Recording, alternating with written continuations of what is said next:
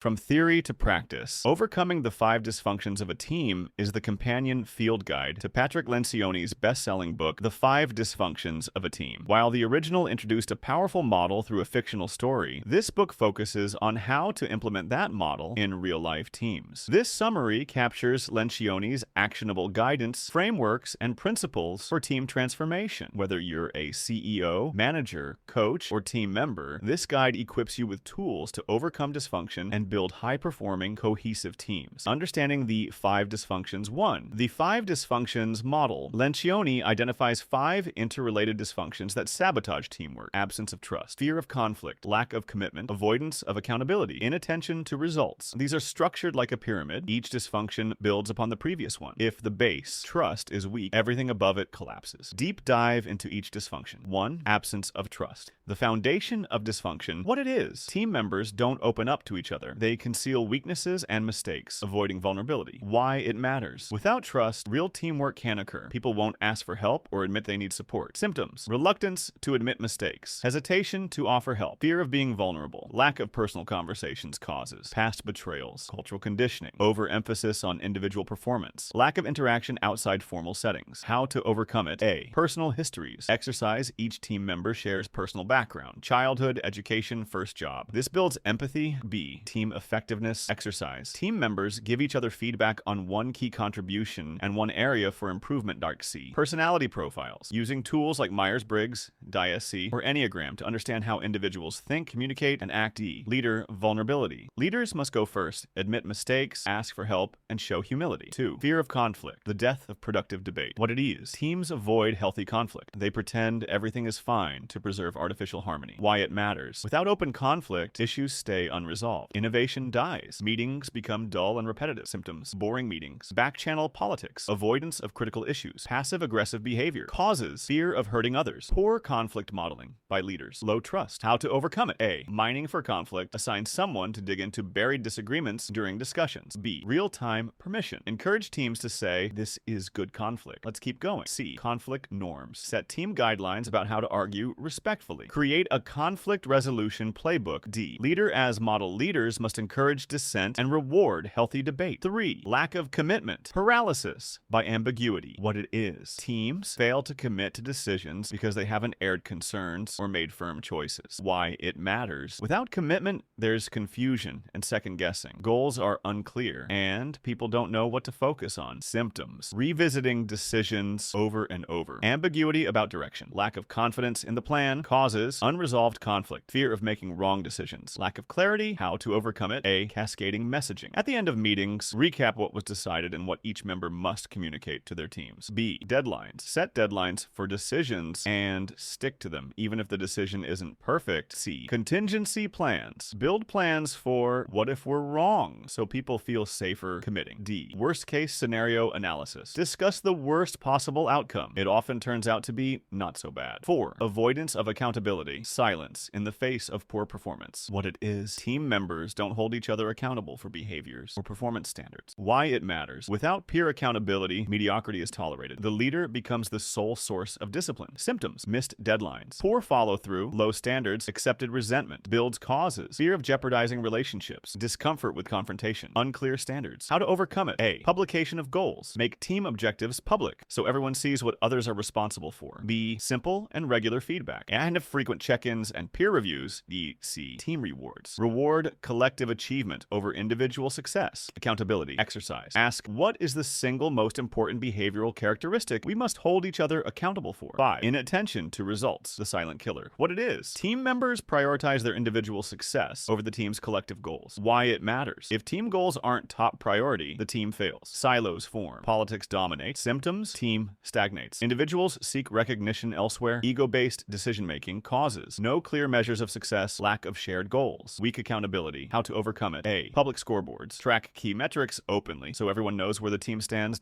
B. Team-based incentives. Tie rewards to team results, not just individual performance. C. Mission reminders. Start each meeting with a review of team goals. D.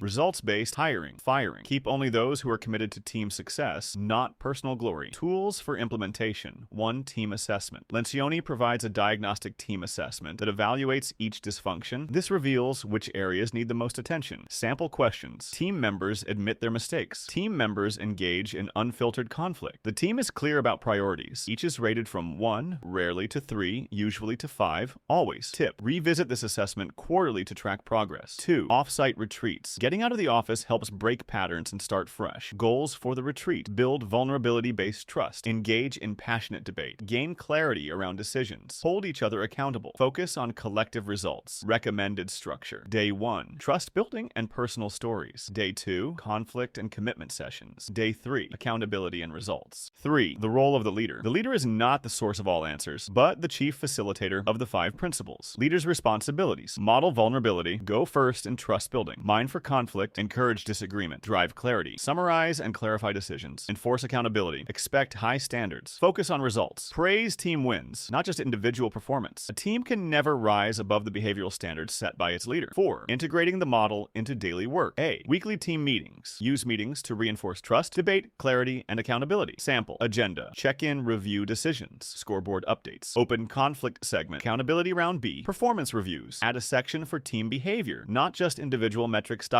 Hiring. Look for people who are team-oriented, not just technically skilled. The payoff of teamwork. High-performing teams outperform individuals, even those with more raw talent, when they practice the 5 disciplines consistently. The benefits are exponential. Better decisions, faster execution, less politics, stronger morale, greater retention. Key takeaways and summary.